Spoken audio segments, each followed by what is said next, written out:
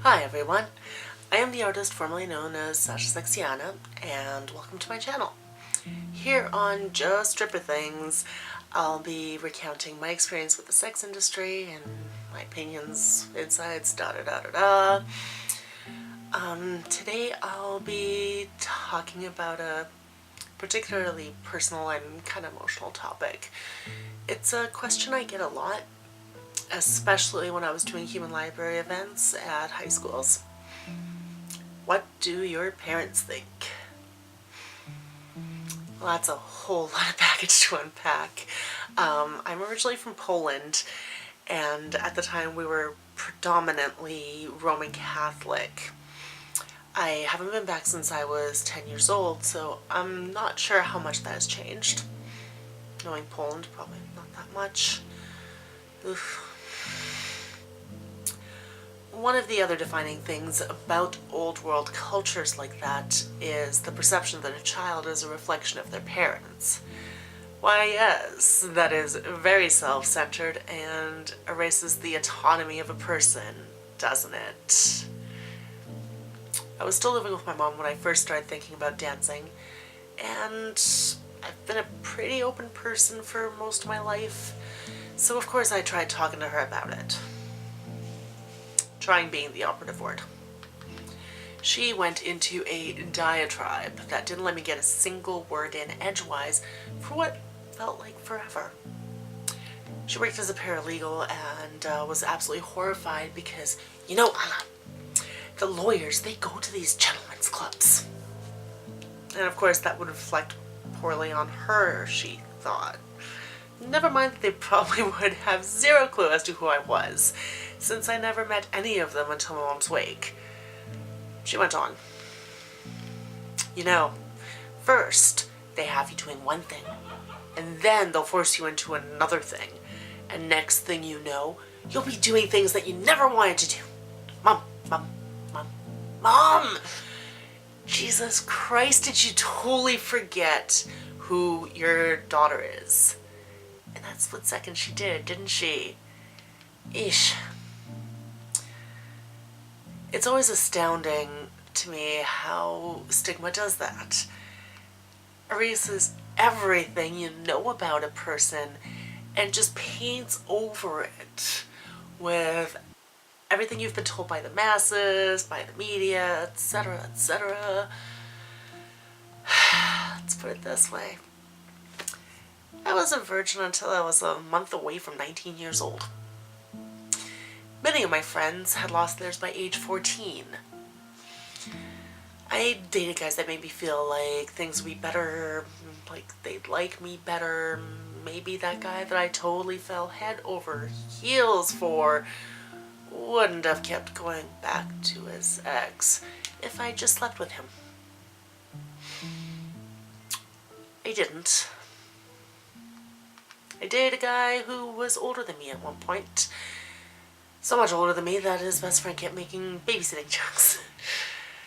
And one time a bunch of us were hanging out, my friends, him, his best friend, and he started going on about how I wouldn't put out. This is the one part of Catholic shame I have managed to retain. You don't talk about that in front of my friends. What are you doing? Oh my god. Oh, you don't do that. Then he made a joke about dosing me with ecstasy and raping me. I would break your fucking legs, his best friend says. Fucking serious? Come on, man, I was just joking. I don't care. I would break your fucking legs.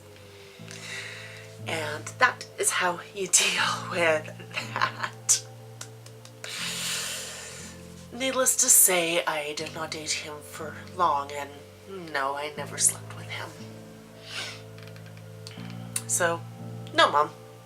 It's not that easy to get your daughter to do things she doesn't want to do, especially of the type you were thinking of. I didn't tell her when I did my first and only night at the Paramount. I didn't tell her when months later I called an agency and started dancing on the circuit. By that point I was living with her anymore, but we did talk every once in a while. And so I told her that I was a server at one of the clubs downtown.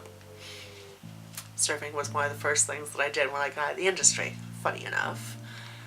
I still hadn't told her the truth when we met up for lunch one day, and she told me about these weird episodes she was having. Everything would go funny, and she described it like she knew what words were, but they completely lost all their meaning. And the first doctor she went to said that it was because she's foreign and she can't speak English. My mom never lost her accent, but she could speak better English than a lot of people that were born here. So I told her it's probably a seizure, and I pleaded with her to get it checked out, and it was a brain tumor. As it happened, it was a brain tumor on her language center part of the brain. I was in Kamloops and had no cell service when she went in for surgery. When I got service, I had a shit ton of messages from our next door neighbor, basically getting more and more angry at me because I wasn't picking up, because she had no idea. Nobody had any idea. Everybody thought that I was, I guess, just ignoring the messages or something. I don't know. Yeah, I got the millions of messages. Called up the agency. I canceled my other out-of-town booking after that. And the agency I was working with was really awful about it. I told the guy, I can't be out of town. My mom's in the hospital. I don't give a shit. Click. He hung up on me. Thankfully, by this time, I'd also started working with another agency, and the agents there were much more human. So I called them. I told them what happened, and they were really understanding about it. They booked me in town with the day shift here. Those weren't even common back then. A half week there, and nights only after that, and they made it possible for me to go see her as much as I could. It took a bit to get the test results back. I was working at a club in town. It was a couple minutes before my show, so I was in the dressing room in my costume and about to put my boots on when the phone rang. It was a doctor, and he told me that the tests came back on the sample of my mom's tumor, and it was cancer.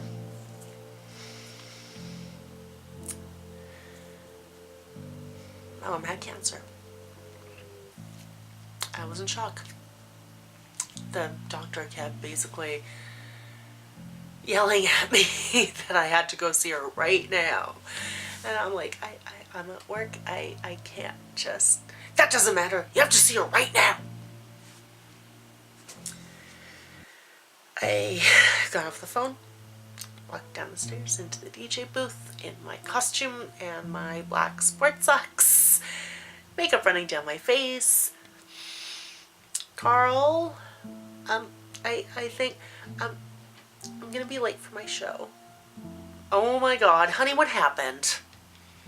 I told him. He gave me a big hug and stated very firmly, you're not doing a show. Go back upstairs and I'll tell Roy what happened.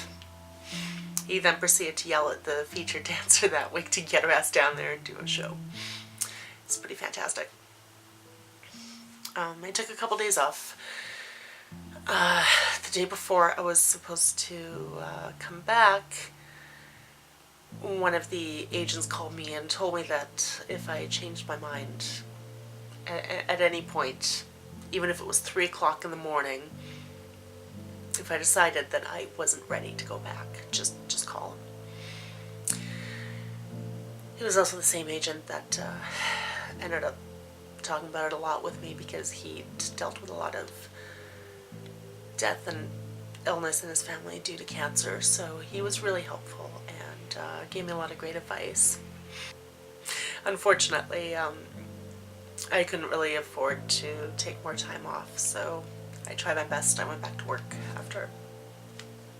I think I just took 2 days off or something like that. Well, knowing that my mom would be gone in a matter of months, I felt really guilty about lying to her. And I didn't want that hanging between us. I went to see her at the hospital and I told her. And she went very quiet for a bit, which made me worry that I was going to send her into the grave even earlier. She says, Ala, kiddo, tell me, is it good money? Yeah, Mom, it's pretty good. That's good. Thanks for watching. I promise I'll do something silly and lighthearted next time. Maybe we'll talk about the time I yelled at a Nazi. Who knows? Thanks, everyone.